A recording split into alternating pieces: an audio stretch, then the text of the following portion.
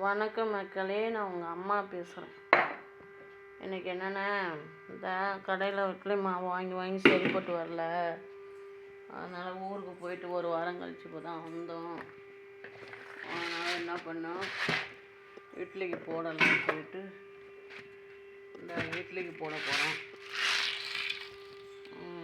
இட்லிக்கு போட்டாலும் நமக்கு வீட்டில் போட்டாலும் சரியாக வரும். ஒரு 3 நாளைக்கு 4 நாளைக்கு இருக்கும் வீட்டில் போட்டால். அதனால் மக்களே, நான் இட்லிக்கு போட போகிறேன். இந்த அரிசி தான் இந்த கிளாஸில் இது ஒரு கிளாஸ் அரிசி வாங்கினா 3 கிளாஸ் இருக்கும் மக்களே. இந்த பாருங்கள், இந்த கிளாஸில் தான் நான் இப்போ 3 கிளாஸ் அரிசி போட்டிருக்கேன். நல்ல அரிசி, இது ரேஷன் அரிசி 2 கிளாஸு, நல்ல அரிசி 1 கிளாஸ் போட்டிருக்கேன் மக்களே. இப்போ உளுந்து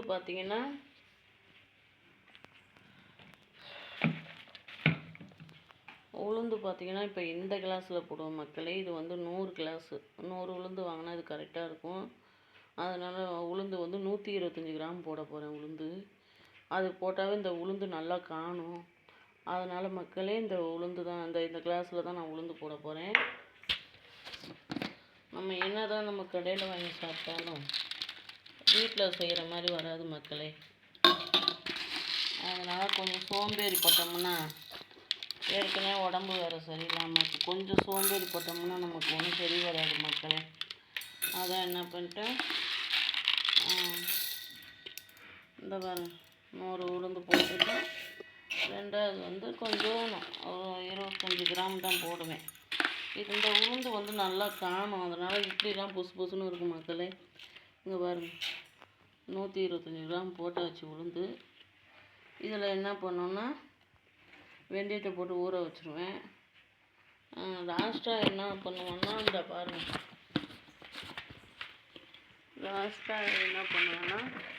இந்த மாவு ஜவ்வரிசி அது தனியாக ஒரு எண்ணத்தில் ஊற வச்சுருவேன். மாவு ஜவ்வரிசி ரப்பர் ஜவ்வரிசி போடக்கூடாது. மாவு ஜவ்வரிசி போட்டோம்னா, இங்கே பாருங்கள், அதில் ரொம்ப இல்லை. மாவு ஜவ்வரிசி சும்மா ஒரு 25 கிராம் போடுவேன், அவ்வளோதான். மாவு ஜவ்வரிசி மக்களே, அந்த பாயசத்துக்கு அந்த ஜவ்வரிசி போடக்கூடாது. இது மாவு ஜவ்வரிசி போட்டுட்டு இது தனியாக ஊற வச்சுக்குவேன். இந்த அரிசி தனியாக ஊற வச்சுட்டு, இது அரிசி கொஞ்சம் ஓடினோடனே இது போடுவேன் மக்களே. சூப்பராக இது இதாயிரும். இதில் இப்போ வெந்தயம் மட்டும் போடுவேன் மக்களே. ஏன்னா இப்போ எதுவுமே இப்போ கடையில் வாங்கி சாப்பிட முடியல. ஏன்னா உடம்பு சரியாமல் போகுது, எது சாப்பிட்டாலும் சேராமல் போகுது. அது வீட்டிலலாம் நம்ம நீட்டாக பார்ப்போம். அது மாதிரி இப்போ யாருமே 110 பேர் தான் கடைங்க வச்சுருக்கவங்க சுத்தபத்தமாக செய்கிறாங்க. எதையுமே நம்பி வாங்கி சாப்பிட முடியல இப்போ இருக்க காலகட்டத்துக்கு. எது சாப்பிட்றோமோ என்னமோ மாத்திரை தான் நிறையா சாப்பிட்ற மாதிரி வருது மக்களே. அது மாதிரி இந்த உளுந்துக்கு தண்ணி ஊற்ற போகிறேன். உளுந்துக்கு தண்ணியை ஊற்றிட்டு, உளுந்துக்கும் தண்ணியை ஊற்றியாச்சு. அடுத்தது ஜவ்வரிசிக்கும் ஊற்றியாச்சு. முத்துக்கொட்டை இந்த ஊரில் கிடைக்க மாட்டேங்குது. முத்துக்கொட்டை போட்டோம், ஒரு 5 கொட்டை போடணும், ரொம்ப போடக்கூடாது. 5 முத்துக்கொட்டை போட்டோம்னா உடம்புக்கெல்லாம் ஒன்றும் இது கிடையாது, நல்லது தான், உடம்புக்கு எதுவும் ஆகாது. சூப்பராக இட்லிலாம் பார்த்திங்கன்னா குஷ்பு இட்லின்னு சொல்லுவாங்க. எங்கள் ஊரில் திருச்சியில் ஆயில் மில்லில் குஷ்பு இட்லின்னு அது ஒரு ஃபேமஸாக இருக்கும். 1000 இட்லி 2000 இட்லி அவங்க இட்லி மட்டும் சுட்டு தருவாங்க. இட்லி பார்த்திங்கன்னா அவ்வளோ சூப்பராக வெளியேன்னு இருக்கும். அது என்ன காரணம்னா, இந்த முத்துக்கொட்டை ஜவ்வரிசி போட்ட காரணம் தான். அது வெளியேன்னு இருக்கும். சட்னி சாம்பார் தர மாட்டாங்க, வெறும் இட்லி தான் ஓடும். இந்த ஆயில் மில் திருச்சியில் திருவரம்பூர் போகிற ரோட்டில் ஆயில் மில்லில் அவங்க வியாபாரம் பண்ணுறாங்க. இட்லி பார்த்திங்கன்னா அவ்வளோ சூப்பராக இருக்கும். எல்லாம் பாக்ஸில் தான் கொடுத்து விடுவாங்க. எங்கே ஆர்டராக இருந்தாலும் 1000 2000 இட்லி 3000 இட்லின்னு பாக்ஸில் போட்டு கொடுத்து விடுவாங்க. நான் அங்கே எனக்கு தெரிஞ்சவங்க ஒருத்தவங்க அங்கே வேலை பார்த்தாங்க. நான் ஹோட்டலில் வேலை பார்க்குறேன். அவங்க எங்கள் ஹோட்டல்லேருந்து அவங்கள்ட்ட போய் வேலைக்கு போனாங்க. அவங்கள்ட்ட வேலைக்கு போனால் என்கிட்ட சொல்லுவாங்க, என்ன இவங்கள்ட்ட மட்டும் இட்லி வந்து இவ்வளோ புசு புசுன்னு இருக்குதுன்னு நான் கேட்பேன். அதுக்கு அந்த அக்கா சொல்லுவாங்க, சரிக்கு இந்த ஜவ்வரிசி, இந்த முத்துக்கொட்டை இதெல்லாம் போடுறனால தான் நல்ல நல்ல அரிசியை வேறு நல்லா கலப்பாங்க. அதெல்லாம் எந்த இதுவும் சொல்ல முடியாது. ரேஷன் அரிசி அவ்வளோ கிடையாது, நல்ல அரிசி கலப்பாங்க. வெந்தயம் போட்டு மக்களே, அதனால் அவங்க இட்லி அவ்வளோ சூப்பராக இருக்கும்.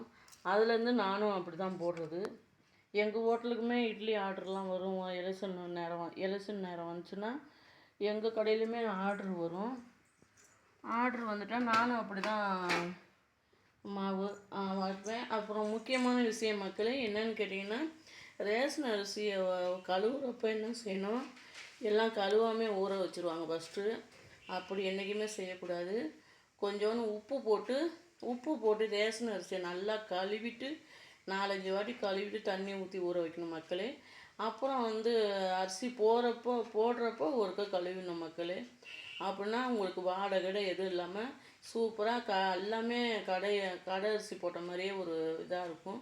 கண்டே பிடிக்க முடியாது நம்ம ரேஷன் அரிசி கலந்தது. நான் 2 கிளாஸ் ரேஷன் அரிசி கலந்துருக்கேன். இப்போ 1 கிளாஸ் தான் நான் நல்ல அரிசி போட்டிருக்கேன் மக்களே. இதை பிடிச்சிருந்தா அம்மாவை யார் யாருக்கு பிடிக்குதோ அவங்களாம் ஒரு லைக் பண்ணுங்கள், ஒரு கமெண்ட் பண்ணுங்கள். பாய்.